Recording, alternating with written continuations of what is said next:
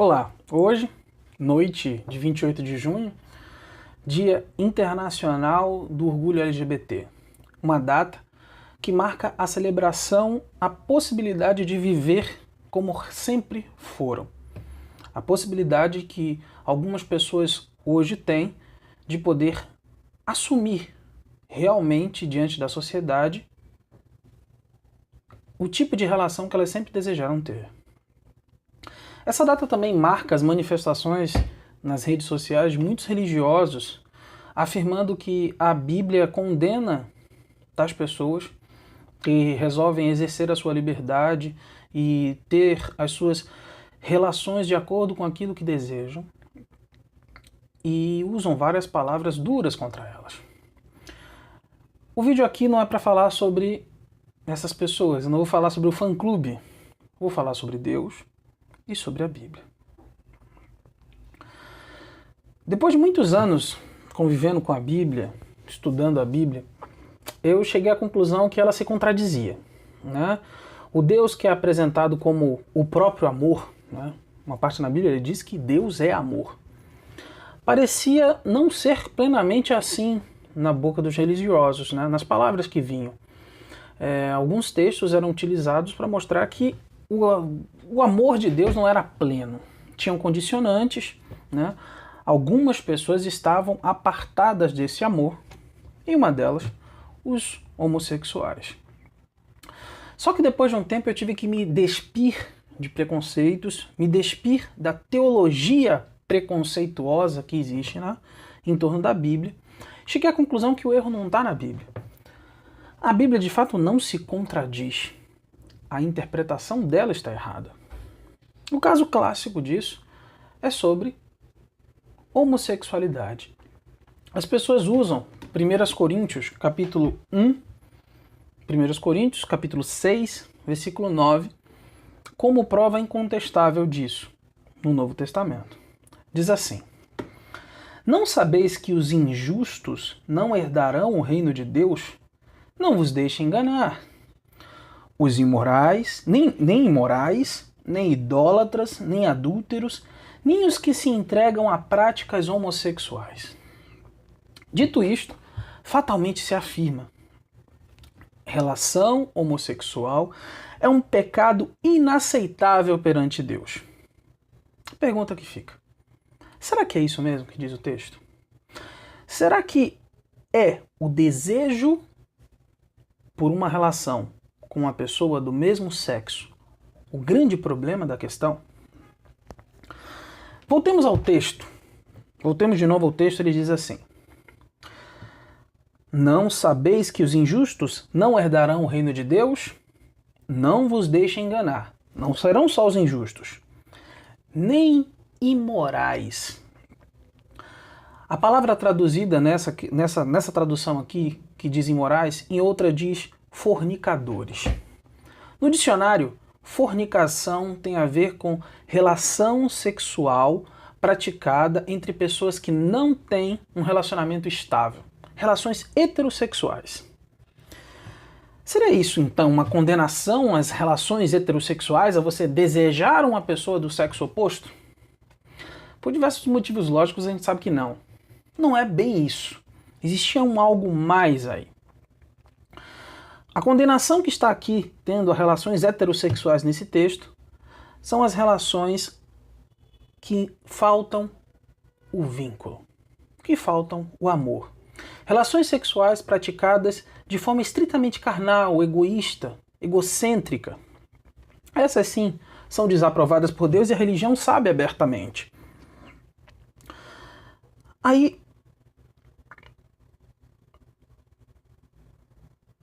esse texto tem uma intenção de reforçar o mandamento de Cristo.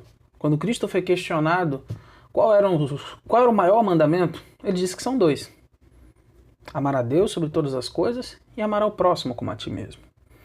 Todas as práticas que foram descritas aqui ferem o amor a Deus e o amor ao próximo.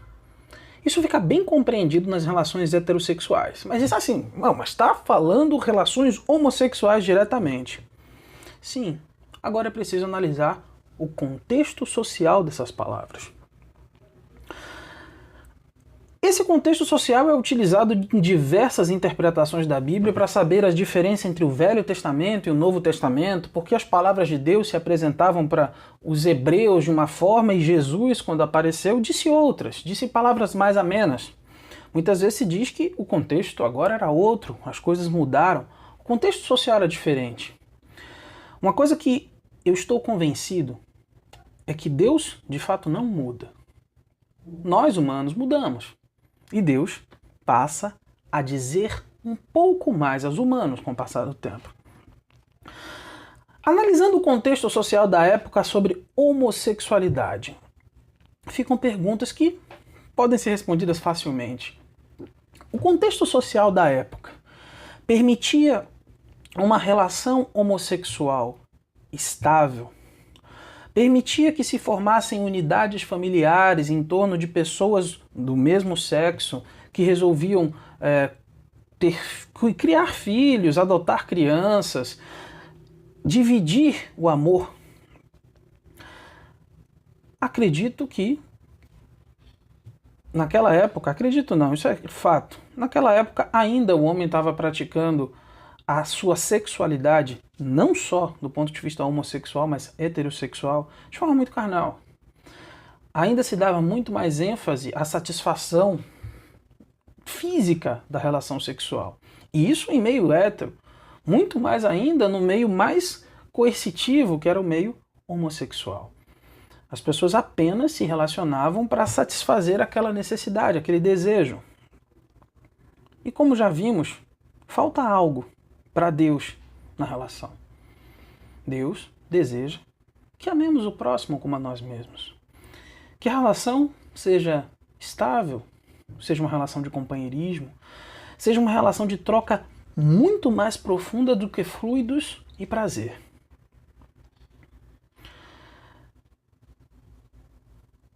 Aí é preciso analisar que as palavras que foram dadas a essas pessoas naquela época não eram palavras definitivas. Assim como as palavras de Moisés não foram definitivas e receberam uma nova interpretação à luz do Cristo, Paulo, que escreveu os 1 Coríntios, mais à frente, reforça esse pensamento que eu estou dizendo aqui.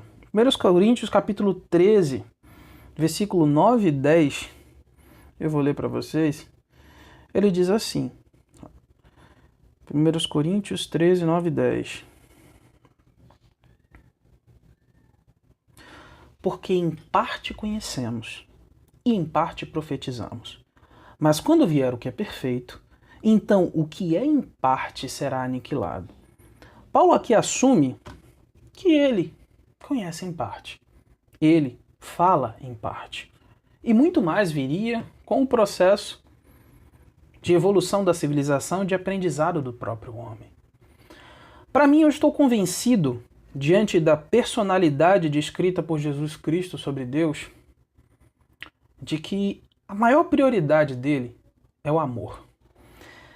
Ele não se apega a tantos detalhes carnais sobre como isso ou como aquilo, mas o principal é: as coisas são feitas com amor.